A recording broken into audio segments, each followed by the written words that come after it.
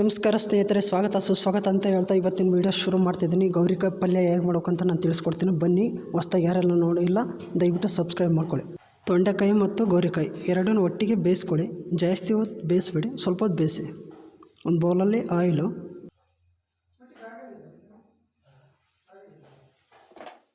Green chilli, ಈರುಳ್ಳಿ, ಕರಿಬೇವು fry ಮಾಡಿ ಬ್ರೌನ್ ಕಲರ್ವರೆಗೂ ಫ್ರೈ ಮಾಡಿ.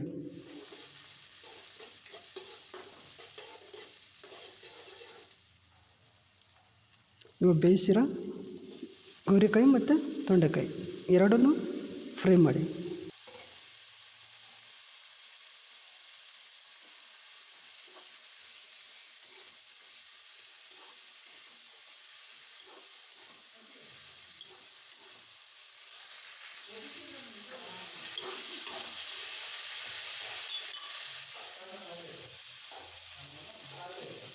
ಉಪ್ಪು,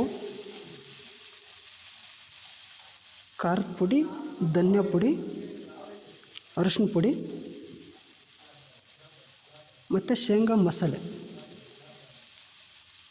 ಇಷ್ಟನ್ನು ಹಾಕ್ಕೊಂಡು ಒಂದು 5 ನಿಮಿಷ ಫ್ರೈ ಮಾಡಿ ಚೆನ್ನಾಗಿ.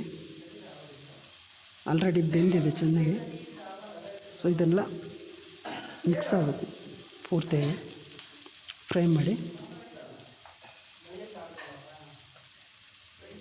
ಲಾಸ್ಟಿಗೆ ಕೊತ್ತಂಬರಿ ಸೊಪ್ಪು ಹಾಕೊಳ್ಳಿ.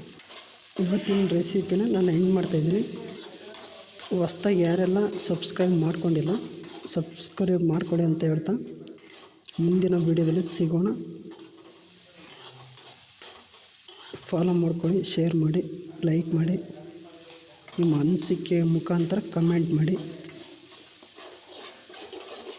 ಶುಭರಾತ್ರಿ, ಗುಡ್ ನೈಟ್, ಎಲ್ರಿಗೂ ಒಳ್ಳೆಯದಾಗಲಿ.